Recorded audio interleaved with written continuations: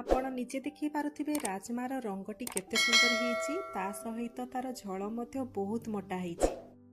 ଆପଣ ଚାହିଁଲେ ଏହିପରି ଭାବରେ ରାଜମାକୁ ବନେଇ ପାରିବେ। ଖାଲି ମୋ ଭିଡ଼ିଓଟିକୁ ପ୍ରଥମରୁ ଶେଷ ପର୍ଯ୍ୟନ୍ତ ଦେଖନ୍ତୁ ଆଉ ମୁଁ ଯେଉଁ ଟିପ୍ସ ଗୁଡ଼ାକୁ କହୁଛି ତାକୁ ଫଲୋ କରନ୍ତୁ।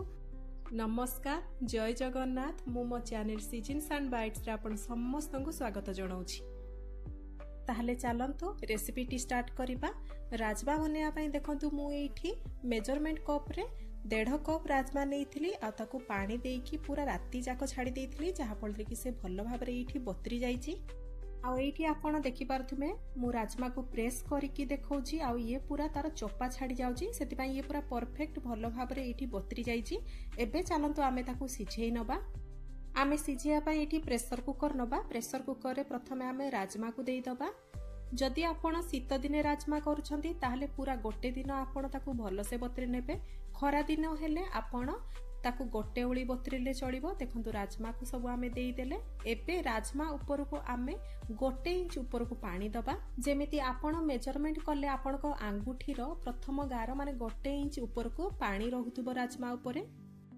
ରାଜମାର କ୍ୱାଣ୍ଟିଟି ଦେଖିକି ଆମେ ସେଇଥିରେ ଲୁଣ ଆଡ୍ କରିଦେବା। ଯଦି ଆପଣ ରାଜମା ବତୁରିବା ପାଇଁ ବେଶୀ ସମୟ ପାଇନାହାନ୍ତି କିମ୍ବା ଭଲ ଭାବରେ ରାଜମା ବତୁରିନି ତାହେଲେ ଆପଣ ଏଇ ପାଣିରେ 1 ପିଞ୍ଚ ସୋଢା ପକେଇ ପାରିବେ। ଦେଖନ୍ତୁ ମୁଁ ଏଇଠି 1 ପିଞ୍ଚ ସୋଢା ପକେଇଛି, ଯାହାଫଳରେ କି ଇଏ ଭଲ ଭାବରେ ସିଝିଯିବ। ଏବେ ଆମେ ୟାକୁ 5ଟି ହୁଇସିଲ୍ ଆସିବା ପର୍ଯ୍ୟନ୍ତ ହାଇ ଫ୍ଲେମ୍ରେ ତାକୁ ଭଲ ଭାବରେ ଏଇଠି ସିଝେଇ ନେବା। ନହେଲେ ଆପଣ 1 ହୁଇସିଲ୍ ହାଇ ଫ୍ଲେମ୍ରେ ଆଉ लो फ्लेम्रे 2टी हुइसिल आसिया पर्यंत भल भाव ये सिझे ने। सिझिया भितर चलतु मु गोटे जिनस कहबी आपको, जो जिनस टी आपड़ जदि करके पकेबे ताहले आपणकर राजमार टेस्ट बहुत बढ़िया आसीबो। देखंतु मु एठी प्यान बसई नेछि आ सेइथरे मु 2 चामच तेल पकई नेछि।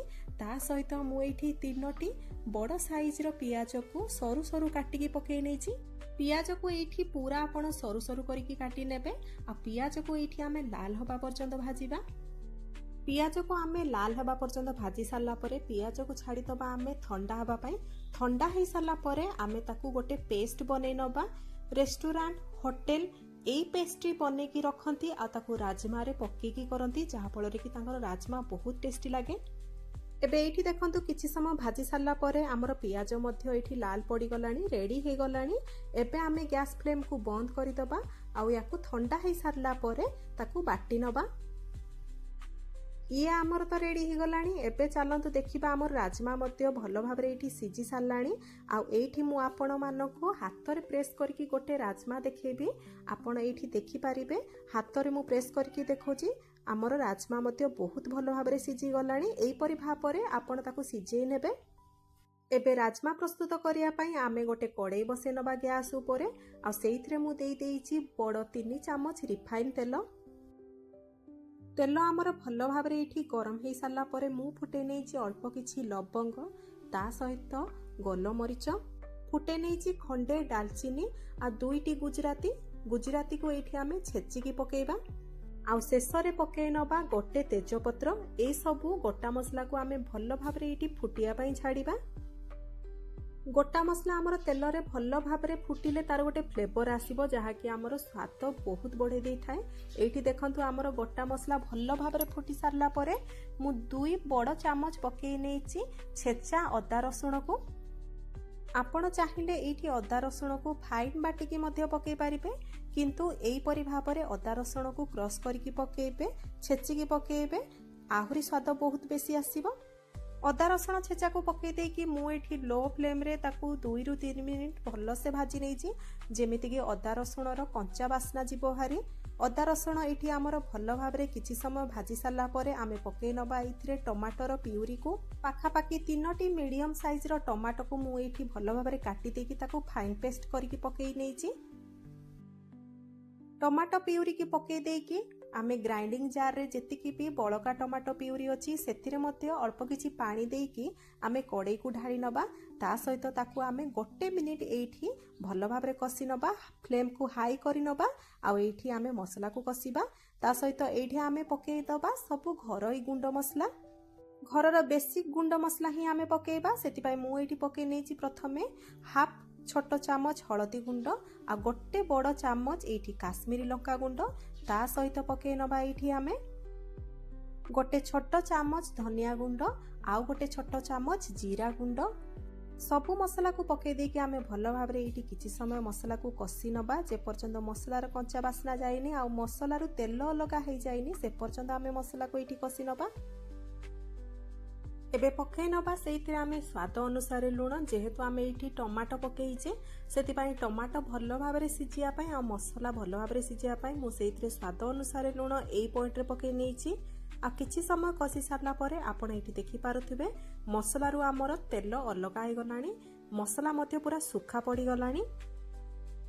एबे आमे सेइथिरे पकई नबा जो पियाज आमे भाजिकी रखिथिले तेल रे ताकू बाटिकी सेइथिरे आमे पकई नबा आ बळका मसला रे मु अल्प किछि पानी देकी ताकू मध्य कड़ाई रे ऐड कर देइची।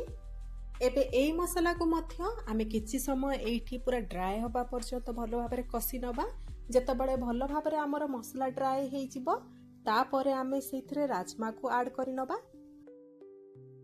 आपण एथिरे निजे देखिले जे आमे खूब कम पाखापाखी 2 बड़ चामच एठी अदा रसुण छेचा को व्यवहार करिसंती किंतु जेहेतु आमे एथिरे टमाटर प्यूरी पकईचंती ता सहित आमे पियाजर भजा पेस्ट करके पकईचंती सेति पई आमर झोलटी बहुत मोटा हबो सेति पई कम तेल मसला रे मध्य आपण राजमार झोल को पूरा मोटा करि परिबे जदि आपण एई वे रे करिवे।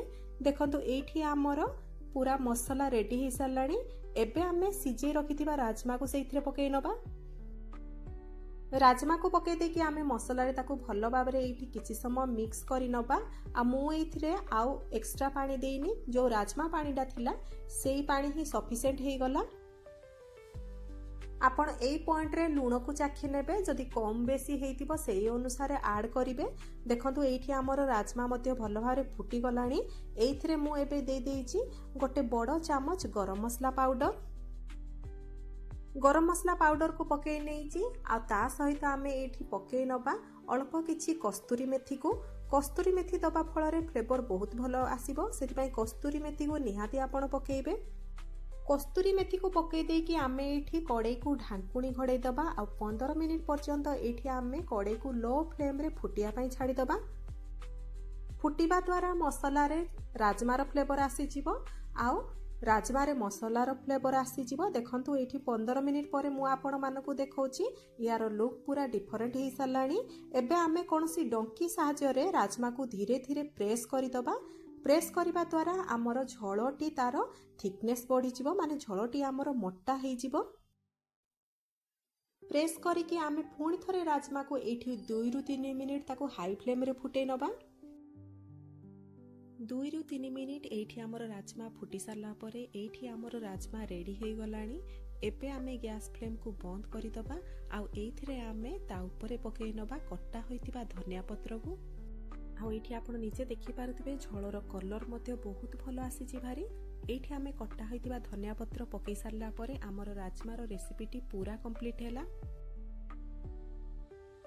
राजमा को आपण गरम गरम जहा सहित हेले खाई परिबे रुटी परोटा सहित खाई परिबे किंतु यार बेस्ट कॉम्बिनेशन होउची राइस सहित आपण खाइबे माने भात सहित खाइबे देखिबे बहुत बढ़िया लागिबो।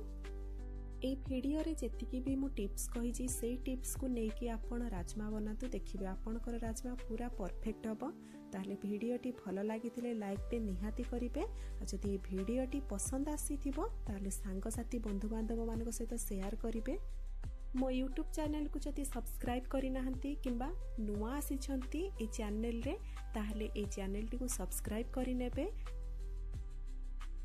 फेसबुक पेज रे जदि ए वीडियो टी देखुछंती ताले पेज टी को फॉलो करि नेबे। पुणी देखा हबो गोटे नुआ रेसिपी वीडियो रे। नमस्कार, जय जगन्नाथ।